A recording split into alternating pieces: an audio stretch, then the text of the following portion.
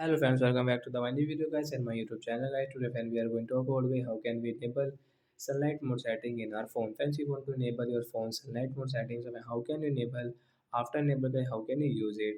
So before starting video friends, first of all go and subscribe the channel guys. Click the bell icon and like the video. So friends, now let's see how can we enable sunlight mode in our phone. Open your phone setting.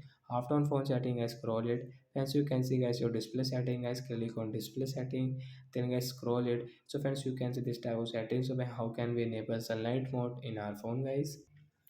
So when scroll it and friends you can see guys your brightness level setting guys screen setting is tap here. So friends you can see guys your automatic brightness setting. So guys we don't have any sunlight mode setting. So friends you will have to first of all off your automatic brightness. After of guys you can see your sunlight mode setting guys. Adjust brightness to strong ambient light to prevent the screen from going to dark. So when you want to enable your sunlight mode setting guys you can enable it and you can use it. So I hope friends you have understood how to enable sunlight mode in our phone. So that's it guys. Thanks for watching the video. Bye bye.